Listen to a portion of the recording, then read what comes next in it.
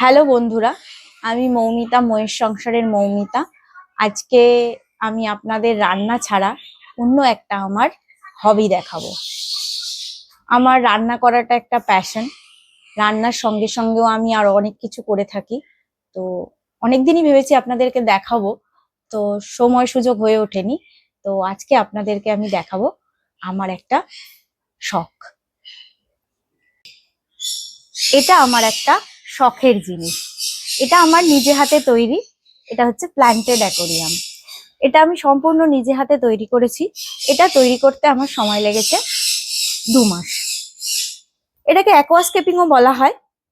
তো এতে আমি অ্যাকোয়া সয়েল ইউজ করেছি এবং বিভিন্ন যে প্ল্যান্টেড অ্যাকোরিয়ামে যে সমস্ত প্ল্যান্টেড তৈরি প্লান্ট লাগে সেগুলোও এখানে রয়েছে।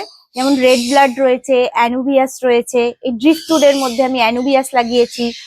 তার সঙ্গে রয়েছে জাভা মস, আর রয়েছে নিচে রয়েছে বেডটা আমি তৈরি করেছি মন্টি কার্লো দিয়ে। অ্যাকোয়া সয়েলের ওপর মন্টি কার্লো লাগিয়ে বিভিন্ন রকম পদ্ধতিতে এটা আমি তৈরি করেছি। এটা তৈরি করতে আমার সময় লেগেছে 2 মাস এবং এর মধ্যে নানা রকম লিকুইডও ইউজ করা হয়েছে। এবং 2 মাস পরে আমি যখন মাছ ছেড়েছি, এর মধ্যে মাছ রয়েছে, দেখুন, নিয়ন টেট্রা রয়েছে, বিটা রয়েছে, আর রয়েছে এর মধ্যে শ্রিম্প রয়েছে, কিন্তু শ্রিম্প গুলো আমরা দেখতে পাচ্ছি না।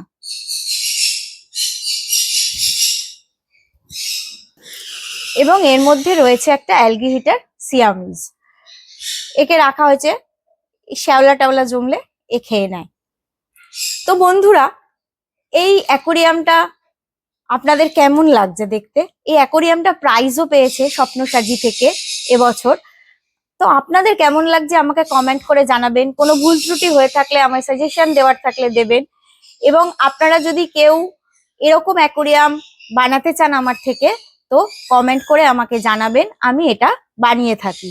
আমি নিজের জন্য 2টো বানিয়েছি, আর আমি অন্যদের জন্য বানিয়ে থাকি।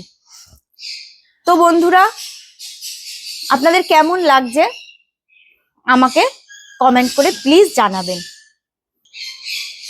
তো বন্ধুরা, কেমন লাগলো আমার অ্যাকোয়াস্কেপিং এ এই প্ল্যান্টেড অ্যাকোরিয়ামটা আমাকে আপনারা কিন্তু জানাবেন।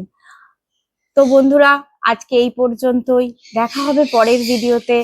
ততক্ষণ ভালো থাকবেন, সুস্থ থাকবেন। টাটা।